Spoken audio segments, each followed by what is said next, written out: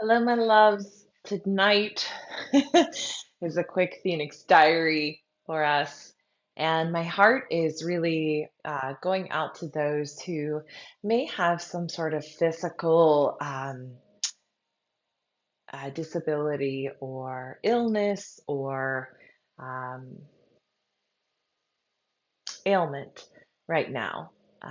We had a cacao circle tonight, and I was reminded of even some of the most beautiful, strong, solid people have things that come up that they are dealing with that sometimes prevent them from doing things that they want to do in life. And that was nearly the case in this situation. And then I have another dear, dear, dear friend who is also navigating through something physically.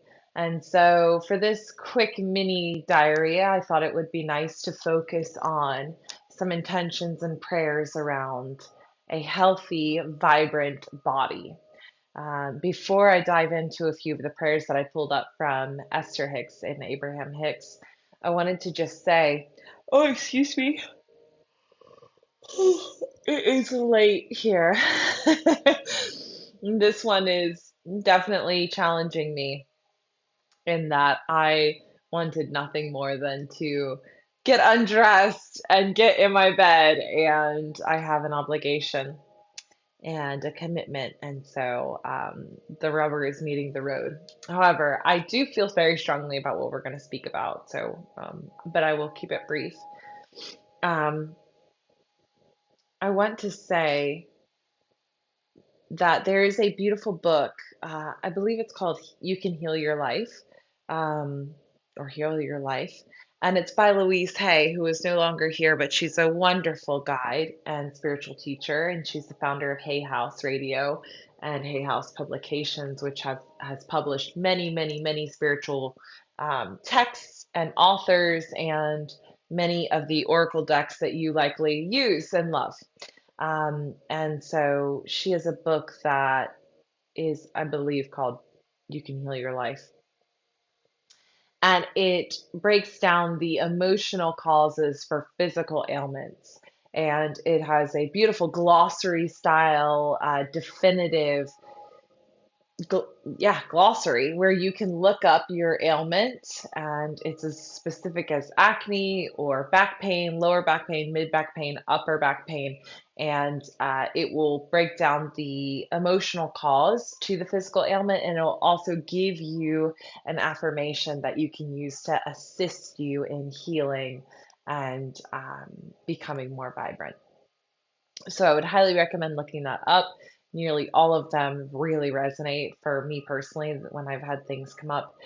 Even something as simple as like things with your skin and acne was something I remember looking up. And the emotional cause of that is not loving and fully accepting oneself, which I thought was really fascinating and makes a lot of sense when you think about manifesting things on the skin that seem to deter, detract, or build a barrier between you and the world.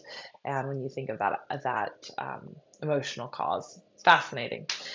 So I wanted to pull up a few nuggets, and these are snippets from Esther Hicks's talks where she's channeling Abraham, and a few of them just really, really resonate as it relates to the body and to health. So one was from a talk she did in Orlando in 1999. This is like OG content. It says, do you have to think specific positive thoughts about your body in order for your body to be the way you want it to be? No, but you have to not think the specific negative thoughts. If you could never again think about your body and instead just think pleasant thoughts, your body would reclaim its place of well being. So, this is a nod to the concept of where there's negativity, where there's focus, attention goes. And so, even if you're saying, I don't like this about my body, or I don't want my body to feel this way anymore, the universe doesn't understand the word don't. It doesn't work in negation. It just understands focus on the problem, focus on the problem. Here's another one from 1999 from a talk in Seattle. There isn't anything anybody wants that is for any other reason than they think they would feel better in having it. And as it relates to health, we can imagine there is a knowing that you will feel better, that you will be thriving, you'll be nourished. There are no choices that are really a detour that will take you far from where you're wanting to be, because your inner being is always guiding you to the next and the next and the next. So don't be concerned that you may make a fatal choice, because there aren't any of those. You are always finding your balance. It's a never ending process. I think that's beautiful. Here's another wonderful one from 2005, San Antonio, Texas Talk.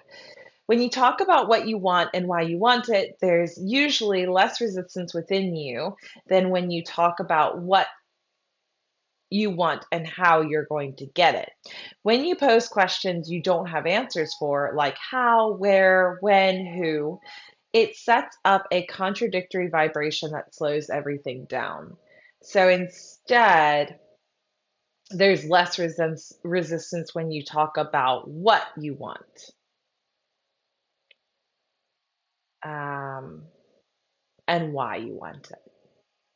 So the what and the why, less about how, where, when, who. Love that. Love that. I think that is delicious. Wellness that is being allowed or the wellness that is being denied is all about the mindset, the mood, the attitude, the practice thoughts. There is not one exception in any human or beast, because you can patch them up again and again, and they will just find another way of reverting back to the natural rhythm of their mind. Treating the body really is about treating the mind. Oh my goodness. We just said this.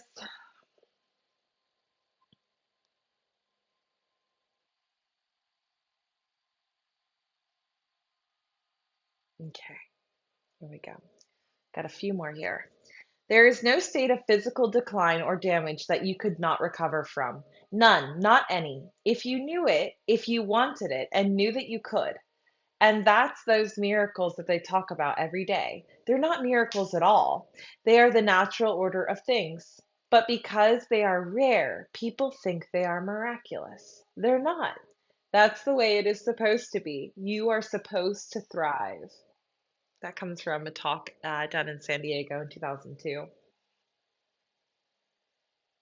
One who is mostly an observer thrives in good times, but suffers in bad times, because what he is observing is already vibrating, and as he observes it, he includes it in his vibrational countenance. As he includes it, the universe accepts that as his point of attraction and gives him more of it. So the better it gets, the better it gets, or the worse it gets, the worse it gets. While one who is a visionary thrives in all times. So, if you are having, that's from a talk in 1997. If you are having a experience in your body that is less than satisfying, visualize what the feeling is of health and vitality in the body. Visualize the frequency of being mobile, being flexible, being healed. Excuse me. Being rested. Hold that frequency. I wrote to one of my friends who is having an experience with the body that feels hard and confusing. I said, I see you in my mind's eye in perfect health with full mobility. You will recover from this. I have all the faith and knowing. Everything is figure outable. And so this is it. This is the knowing. This is the divine, grounded, rooted, anchoredness in our divine perfection. The body knows how to be a body. And when we get the mind out of the way, the fear out of the way, the body has no choice but to come into its homeostasis, which it is programmed to do. And we have beautiful, wonderful tools around us to assist in that, and the mind being the most powerful of all. So I love you. Thank you for tuning into this mini diary, a little mini episode about something that's very strongly on my heart and in present in our ecosystem, and I'm sure present in our world in many, many ways. So I hope these little nuggets, these little breadcrumbs have helped you in some way. If you know someone who's facing some sort of physical ailment, and you are the one who is meant to hold the light, hold the beacon, hold the knowing, all is well, always, always well, and everything is working out for them and you, always. Or if you are the one facing some challenges, to really put in the work on the mind and the emotional body and to ensure that your health and healing is seamless and swift because you've trained the mind and trained and focused the thoughts. I love you and I'll see you tomorrow. Mwah.